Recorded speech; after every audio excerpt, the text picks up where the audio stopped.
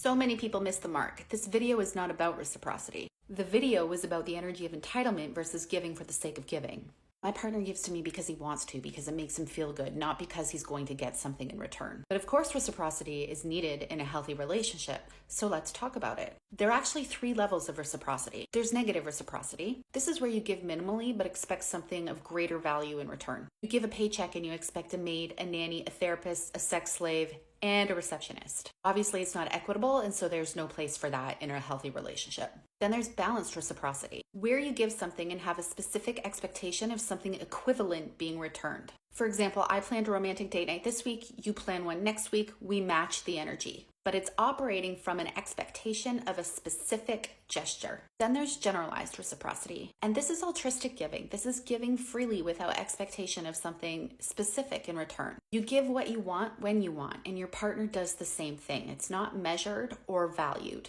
A lot of people have a really hard time wrapping their head around how this can work in a relationship because they've only experienced negative reciprocity. And so now they live in fear that the same thing is going to happen again. So they adopt a balanced reciprocity mindset. But balanced reciprocity is still transactional because the value of the giving and receiving is being measured. My partner gives me lots of tangible things. Last week I had a bad day, so he took the day off work. He drove 45 minutes to my house. He showed up with flowers in one hand and lunch in the other, and he just gave me a hug. He has our whole summer booked of events for us to do together that he not only planned, but he paid for. And every time he comes to my house, he shows up with something. I don't expect him to do these things. He does them because he wants to. None of these things actually matter to me. The one thing that he gives me that is better than all of those things combined is an emotionally safe space. I can share my thoughts and feelings, and I'm not told I'm overreacting, or I'm crazy, or I'm ridiculous. He seeks understanding in how I perceive the world, and because of that, I feel heard, valued, and respected. And that is what I give him in return. I don't have tangible things to give him, and he doesn't need them. What he gets from me is the freedom to be himself, a partner who doesn't control him, respectful communication, emotional safe space. This is how I reciprocate. Now, people who give to get cannot grasp this, and to them, it will feel like a one-sided relationship. That's because they are valuing and measuring tangible things. We value and measure tangible things when 1,